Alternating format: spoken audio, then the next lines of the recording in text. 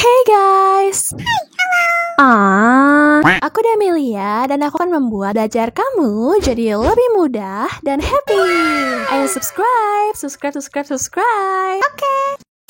Terima kasih. Enjoy videonya. Halo gengs, pada video kali ini kita akan sama-sama belajar mengenai SDN NFV. Yeay. Jadi apa sih SDN NFV itu? Nah, di sini kita sama-sama belajar tentang sebuah virtualisasi, ya kan? Sebelumnya kan kita telah mempelajari video-video mengenai cloud computing, di mana cloud computing itu kan tujuannya agar supaya kita bisa menghasilkan sebuah virtualisasi, ya kan? Nggak kelihatan lagi. Pakai warna apa yang kelihatannya? Pakai kuning-kuning. Nah, virtualisasi gitu. Jadi nanti si SDN sama NFV ini akan divirtualisasikan dua-duanya, guys. Sebenarnya tuh apa sih kedua biji ini? Jadi tuh ya, kalau bagian NFV kan sudah kita pelajari ya, di mana dia akan memvirtualisasikan sebuah perangkat dari jaringan atau perangkat network. Kayak misalnya nih, teman-teman kan tahu ya, di jaringan itu kan ada dua ya teman-teman, network itu kan ada dua. Ada yang akses ya, ada yang core. Nah, di antara akses sama yang core ini ada yang namanya aggregation, ya kan? Aggregation. Nah, yang core ini kan kalau misalnya kita ngomongin 4G, pasti kan ada MMI, ya kan? Ada SGW, PGW, HSS, PCRF. Nah, komponen-komponen ini teman-teman yang akan divirtualisasikan. Nah, itu disebutnya juga dengan NFV, Network Virtualization Function. Network Function Virtualization. Jadi, apa aja perangkat ya yang kita akan virtualisasikan. Nah, ini contohnya kalau di 4G ya guys. Sebenarnya banyak guys yang akan kita virtualisasikan dalam dunia nyata ya. Tapi kalau misalnya di telekomunikasi, salah satu contohnya tuh di jaringan ini, oke? Dan sebenarnya tuh dia udah muncul udah lumayan lama sih guys ya. Lumayan lama di Indonesia ya. Dia tuh muncul udah 2012-an. Tapi tuh baru booming-boomingnya tuh pas sekarang. Karena kan sekarang kan cloud computing lagi naik-naik daun ya gak sih? Jadi dia lagi munculnya itu lagi hype-nya itu lagi sekarang 2021. Wah, lama juga ya menunggu 2012 dibalik jadi 21.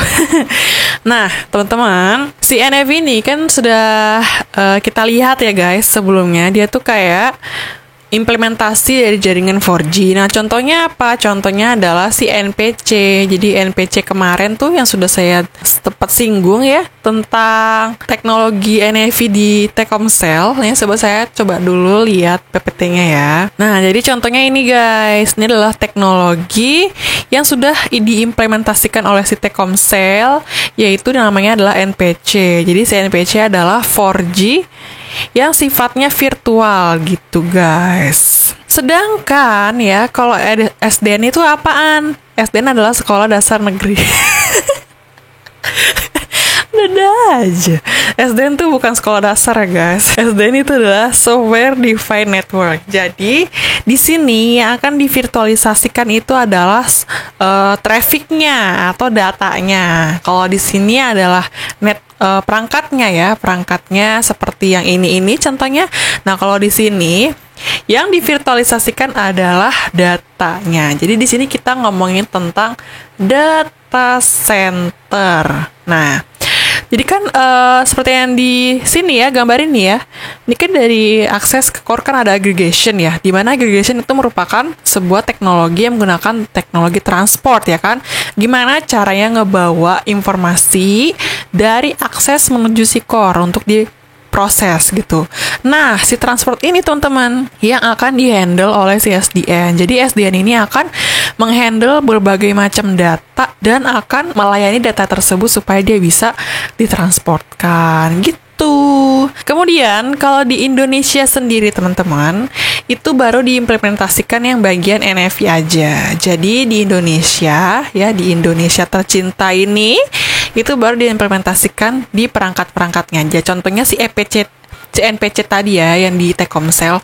Tetapi Tapi kalau di SDN itu belum implement teman-teman. Di sini belum. Kenapa belum implementasi? Karena seperti ini. Oke, saya jelasin. Jadi kenapa belum? Karena kan dia kan sebenarnya kan dilakukan oleh teknik virtualisasi ya. Virtualisasi itu kan digunakan ketika kita memasuki jaringan 5G. Nah, 5G ya, jaringan 5G di Indonesia itu kan dia bisa dibangun ya dengan cara non-standalone dan standalone. Apanya sih artinya standalone-an? Jadi kalau non-standalone itu artinya adalah di bagian RAN, radio access network-nya ya, di bagian akses sebelah sini, itu dia sudah menggunakan jaringan 5G yang dinamakan dengan 5R atau New Radio. Nah, gitu. Terus kalau bagian core-nya itu masih numpang ke jaringan sebelumnya yaitu si 4G. Jadi di sini masih numpang, kalau di sini sudah mandiri. Makanya dia dinamakan dengan non-standalone, artinya tidak berdiri sendiri.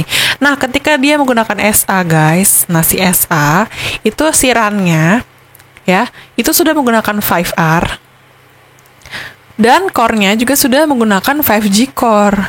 Jadi kedua hal ini sudah menggunakan 5G, udah pure benar-benar jaringan 5G tanpa campur tangan jaringan lain. Kalau di sini dia perlu bantuan orang tua, yaitu core ya, masih jadi beban keluarga di sini. Nah, terus karena di Indonesia itu masih implementasinya yang bagian NSA ya guys, maka hanya satu servis aja yang bisa dipakai. Servis apa tuh? Yaitu servisnya dinamakan dengan EMBB. Apa sih EMBB? Jadi tuh kalau di dalam 5G itu kan ada yang dinamakan dengan use case ya. Use case itu seperti ini jaringan dipakai untuk apa aja sih gitu ya. Jadi jaringan-jaringan tuh bisa dipakai untuk 3 hal teman-teman. Kalau di 5G ada yang namanya EMBB, ada yang namanya URLC, ada yang namanya MMTC. Ketiga servis ini, layanan ini yang bisa dipakai ketika kita menggunakan jaringan 5G.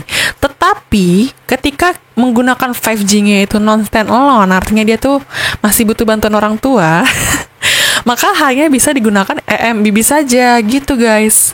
Sedangkan kalau misalnya kita sudah SA nih ya, sudah pure, sudah berdiri sendiri, mampu mencari nafkah sendiri, maka dia bisa menggunakan 3 layanan ini. Nah, itulah mengapa di Indonesia kita belum menggunakan SDN, karena SDN itu berguna untuk melayani use case yang jumlahnya banyak seperti 3 biji ini. Karena kan ini use case kan dia mempunyai kriteria masing-masing ya nggak? QoS-nya masing-masing. Kalau EMBB itu pengennya kapasitinya yang besar ya, kapasitinya yang besar. Pokoknya yang bisa menghandle banyak traffic gitu lah pokoknya. Nah, kalau URLC itu pengennya yang latensinya rendah. Pokoknya tuh delay, latensi itu rendah. Kalau bisa tidak ada latensi 0 gitu ya. Nah, kalau MMTC itu bisa dia maunya gabungan antara keduanya. Kapasitinya tinggi dan delaynya juga rendah gitu. Nah, si SDN ini cocok banget ketika menggunakan 3 biji layanan ini. Dimana karena kita masih di Indonesia dan kita benar-benar baru launching si 5G-nya itu bulan Mei kemarin ya 2021, maka pastilah dia menggunakan jaringan NSA dulu karena nggak ucuk-ucuk menggunakan SA ya nggak sih, pasti dia perlu bantuan jaringan sebelumnya dulu. Oke? Jadi gitu guys ceritanya. Oke, ini adalah pembukanya.